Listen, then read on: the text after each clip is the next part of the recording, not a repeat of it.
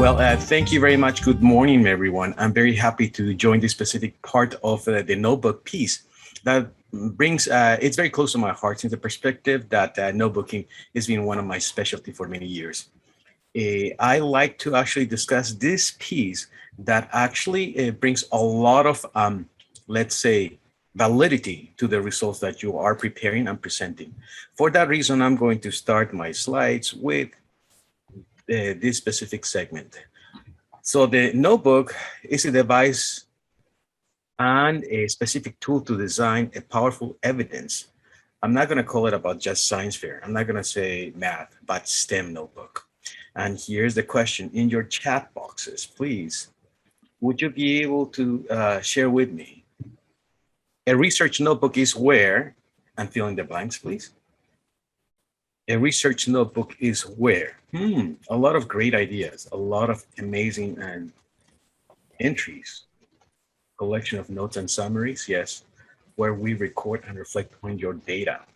This specific segment of notebooking, it is going to be the beginning of understanding how to structure one of these notebooks. If you actually attended this session in the past, this will allow you to actually have additional ideas that maybe the first time you weren't able to, that were actually bringing into additional segments. Now, with that said, let me move back to this segment. What is a notebook? A lot of you were just right in the money. It is an artifact with a collection of recorded information. That this is a key though, whenever you're doing a science and engineering project, kept in a timely manner for the purpose of further analysis, reflection, and discovery. So this is where you're going to harness a lot of the information that that your judges will not be aware of, but they'll ask you questions about that. When you're looking at this specific STEM and engineering notebook, there's two ways in which you might be able to categorize your experiment, whether it's going to be scientific or whether it's going to be an engineering experiment. These two approaches will define the type of question that you're starting your notebook with. Example, if it's scientific exploration that you're trying to aim for, it will start with a question that will be supported by different data that will lead you to an answer. When you're looking at the engineering process, then that means your experiment is actually looking into a problem, and the data that you're going to collect should be able to lead you into a solution. So that's the idea that you need to generate when you're building your notebook. Your notebook should be able to address either a question or a problem that you're trying to solve. Now, the type of data that you're going to be able to input and collect into this specific artifact, it depends on two things. You record it. Can you record a caller? Is it going to be some kind of a feeling? If it's going to be social science experiment, they may not be a lot of specific ranges of variables, or let's say numbers that you can say, oh, a feeling can be described as a 1, 2, 3, or 4, and 5, but that is very subjective. So the type of information at the elementary grades that you're able to actually see, the different individuals that might be able to see from the 4th to, let's say, 6th grade can include qualitative. But qualitative and quantitative data should be included in your notebook as you move along for secondary grades, middle school and high school. What do we mean by quantitative? Anything that can be measured, either by mass, distance, and also information that can be replicable. Information that can be graphically represented, and of course, you have to include the units. It's very important, whatever information that is quantitative needs to have that specific distribution of the units. What were you measuring and what were the units that were used in this specific gathering of data? Now, what information should we include in this notebook? So we understand now the notebook is going to be a tool where we're going to harness all these pieces of data that comes as a discovery to us as well. We know that we have to figure out that, wait a minute, am I going to be quantitative and qualitative? And I'm going to make that specific statement on the qualitative segments of the experimentation as well as the quantitative segments? Yes, and how am I going to represent that? That is very important. So I have an idea. I have these specific pieces. Now, what else do we need to include in this? What is the procedure? It's very important for your judges and also for yourself to see what is the procedure that you're replicating on the daily basis. If there is a specific change on how you are, let's say, gathering the data, you're changing the procedure on the daily basis, that means that your data may not be very solid, unless that is the purpose of your experiment and you're changing specific variables. So the entries that you should include also address graphs. Graphs are very crucial whenever your notebook is going to be evaluated or assessed in the segment of the judge's eyes. Actually, for you too. It's easier for you to look at a graph and understand exactly specific changes that are occurring across every day of your experiments. Super important. It actually is a summary of all those individual pieces that you're collecting in every day, in addition for you to make meaning of it in a graphical way that is the summary of data. And yes, you will be getting a copy for the presentation. As a matter of fact, this is recorded. Now, you should include diagrams, a model. If you are building a specific model, a diagram of that model, which includes a differentiation between art and a model. That means when you're looking at the model, you should actually have the labels of that specific structure. The specific segments that actually identify to the parts and components that leads to the results of your study. If you're going to draw a diagram, it needs to have labels. Otherwise, it be construed as interpretation of the person that's looking at the data. If you're not able to gather that information, then there are chances that the next day when you're repeating the experiment, there might be some other pieces that might shift the directions and the outcomes of your experiment. You'll be able to include comparison charts, photographs, yes. In this particular scenario, you should include some photographs, but do not include your face in it. So look at the specific experiment that you have, the structure, the specific, let's say, pieces, components that you have, but should not include your faces in it. It has to only look at the diagrams, the picture, and the processes. You must include other citations and resources, of course, of other pieces that you're using as a comparison for your research. And any specific supporting and research supporting conclusions. Now, I have these pieces. I know that I have this notebook. How am I going to write it? That is the question. The first approach that we're seeing, it's narrative. It's like you are telling a story of how you gather your information. That would be from third to sixth grade. That type of information is chronological. It says what you did on the daily basis or how you change whenever you are approaching that experiment. The other type of the writing style is argumentative. This is kind of a persuasive writing.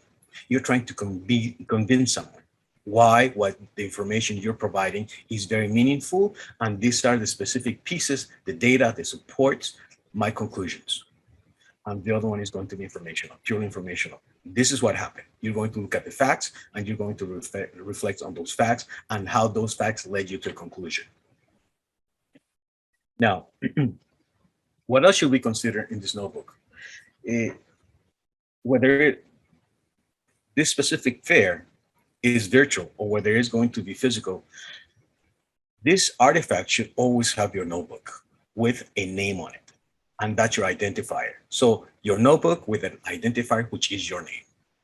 You should label each of the pages that you're using, and you should be able to have a table of contents. The table of contents is very crucial, not just for you, but also for anyone that looks at your research. The table of contents will be able to guide you to previous experiments instead of actually trying to flip page by page and trying to find that specific segment. The table of content is crucial for your organization and for the efficiency of how you might be able to recall data or pieces of data that did not go well, yet they're very crucial for you to understand that that modification needs to be made. If there are any resource sheets that you're using, any reference sheets that are part of your research, they should be in your notebook. They should be allocated in one central artifact that you will be able to use across the whole progression of your experimentation. So the research, the resources supporting your findings, further testing that you have done, any modifications to your experiment has to be embedded in that notebook. That is the tool that you are writing and you're using as your textbook to project to other individuals. And of course, you have to cite all the different sources that will validate and support your finding, or they might go against it, which is not bad. So as you're building these segments, you have to consider this specific perspective. I have to develop a notebook habit. The consistency of using your notebook has to be on a daily basis, which means every day you have to remember to number that page. Every day you have to remember to date that page. Those dates are very important for you to understand that the progression of your research took this many days, and it took these different steps. So that is something that you need to demonstrate in addition to validate the amount of time and effort that you have placed during this specific segment of research. You have to record your information consistently. And if it's going to be a physical notebook, include the specific date and time when you actually finish that day or when you began that experiment. If you're going to be drawing sketches along the way, very important for you to continue that specific process as well. Whenever you are inputting your entries in your table of contents, look back at your sketches. That's a good way to revise what you have done in the past or the changes that you want for the specific day of your research. All these models and sketches should include words again. I make a huge emphasis because we have seen a lot of different information that is in a graphical form, yet when it's not labeled, we don't know exactly how to interpret that. Actually, that's missing data. So include numbers, figures, arrows, and any other symbols that may provide meaning to understanding that specific picture or diagram. When you are performing the input of data in your notebook, remember something very important. This data table, it is crucial information. Crucial information for you to understand that the data that's coming into the notebook, it is actually observations and conclusions that are going to lead you to, they'll lead you to actually make a final conclusion. When a judge is looking at your notebook, they're going to go straight to the specific tables. Why is that? Because this is a summary of your findings, the summary of the progression of your work. So it is very important that you look at these graphs and represent it as easy as possible, but as well as very complete as needed to be understood by you when you're explaining to someone else or someone that's looking at it individually. Now, what to do? What are some of the no-nos that we shouldn't, let's say, practice in the notebook? If it's going to be a physical notebook, please look at the example that I have here. Do not just cross it out or just scratch the words over it. You should be able to just draw a line through it. If it's going to be online, draw a line to it. Because these mistakes that you call it at this point as something that it was a problem in cost of solving the equation, or because it was just a mistake of how you enter or how you are thinking, guess what? That is a great idea to show you what not to do or what you should be extra careful with so you don't make it again. Any corrections need a single strike through, either using the Word document. In this particular scenario, I'm going to show you how we would be able to do it through Google Docs, or also you can do it in Word if that's going to be a digital format that you're going to be presenting. But please do not use whiteout and don't just delete it. This is very important information that you went through, and this allows you to look back and not to make the same mistakes.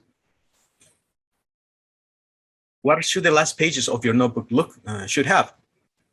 Towards the last end of your notebook, you should have something like this. What am I going to do with this experiment? That's one of the questions that the judges are going to ask you. That's the specific critical thinking that you want to have. Where is this experiment leading me to? So you're going to restate your problem. You're going to use your data to support your final claim. State any new discoveries, whether they are positive or negative, whether your lab was successful, whether your conclusions are positive or negative. You're going to say that. And then what these conclusions led you to think. That's the next one. Here, the judging criteria. If you look at that, by the way, this specific judging criteria has a link to the notebook. I'm sorry, not to the notebook, but to the specific handbook of RCSF. However, here, there's not a lot of details on how many points the notebook is worth. The rubric in the RCSEF has a specific portion that talks about the 10 points that are addressing for the entries of the notebook. Whether it's going to be a science notebook, whether it's going to be an engineering notebook, or whether it's going to be a math notebook. This is very interesting, and it could be the actual make or break point or points that will move you to the next phase, or that will be able to provide you that additional analysis of your own experimentation. Now, this is a digital notebook, and I'm placing for your consideration. I'm going over this specific sample, so should your interest is into a digital notebook, you'll be able to have access to it. So this, I would say, it reflects what we have in a composition notebook. You have the one side, the right side, the left-hand side, and you can actually divide into different quadrants where you can actually input, take pictures, and so on to gather your data. Now, here is where I actually put a specific strike through. That meant that that mistake that I did called out for a 5 degree. Was that a reading? Was that a reading? Was that a reading? I'm sorry, mistake? Was it a specific equipment mistake, and so on? But I need to have it here so I'm aware of that. That strike through represents that acknowledgement of the possible change. So those templates that I have shown you are going to be available for your use. And anytime that you actually look into that page, my take on this is the templates that I'm giving you, they are on a view only. Please download them. Once that you have access to it, download those. Once that you download those are your slides. And those slides you're able to modify and manipulate it any way you want. Anytime that you're going to be using those slides, though, it's important that you're able to actually save them as PDFs. And every day that you use those specific sheets, you're going to change the date. So download these slides that you're going to have access to. Once that you have access to, reopen them in Google Docs. You're able to actually start modifying the information that you have in it. Then save it as a PDF form. And you're going to save it every day as a new copy with the date of entry. So you'll be able to create various entries, and you'll be able to recover and save your entries of all your experimentation as it's moving along the different days. This is a notebook sample from last year. This is what actually was provided into the competition segment of the science fair. So you're able to actually use the same process. You're able to use the different pieces.